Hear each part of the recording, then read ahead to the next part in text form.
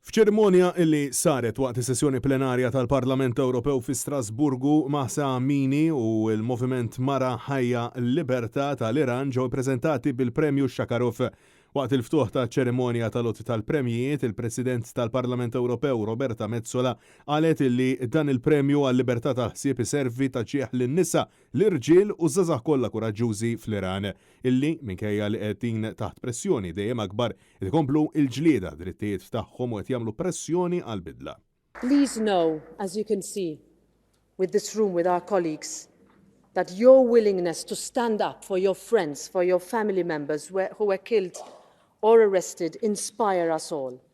And your bravery in calling out abuse and injustice is held up as an example across the globe.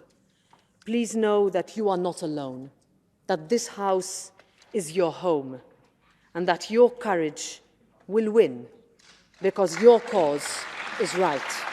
Jina Mahsa Amini, tfajla kurda Iranjana ta' 22 sena, kienet ġiet arrestata mill-Pulizija f'Teheran fit-13 ta' Settembru tal-2022 talli allegatament injorat il-liġijiet stretti Iranjani dwar l-ilbis tal-velu.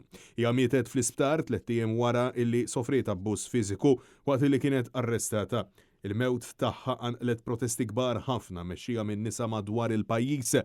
Dawn ilhom jipprotestaw mindu ħarġet l-aħbar tal-mewt tagħha bl-slogan Mara Ħajja Libertà kontra ir-regoli dwar il-ħiġab u liġijiet diskriminatorji oħrajn. Fitriqthom lejn Franza biex jirċievu il-Premju Sakharov tal-2023 tal-Parlament Ewropew għal-Libertà ta' ħsieb, il-ġenituri ta' Jina Mahsa Amini u huwa twaqfu fl-ajruport ta' Teheran mill-awtoritajiet Iranjani u l-passaporti tagħhom ġew ikkonfiskati u issa ġew projbiti milli jivvjaġġaw.